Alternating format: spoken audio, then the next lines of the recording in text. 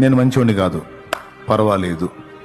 నేను బలహీనుణ్ణి, పర్వాలేదు. నేను బలహీనరాల్ని, పర్వాలేదు.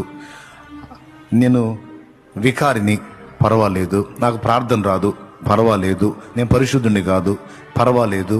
నేను నీచుణ్ణి, పర్వాలేదు. నీచురాల్ని, పర్వాలేదు. తెలివి తక్కువ దద్దమని, పర్వాలేదు.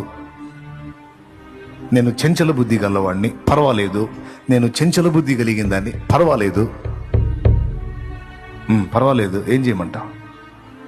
నువ్వు అలా ఉన్నావు కదా, అట్లనే ఉన్నావు కదా. నువ్వు ఉన్నది ఉన్నట్టుగానే ఆయన యొద్దకు రా, ఆయన రెక్కల క్రిందికి రా. వచ్చి ఆయన సన్నిధిలో, ఇదిగో నేను ఇలా ఉన్నాను, నేను ఇలా ఉన్నాను, ఇది నా స్థితి అని నువ్వు కూర్చో, కనిపెట్టుకో.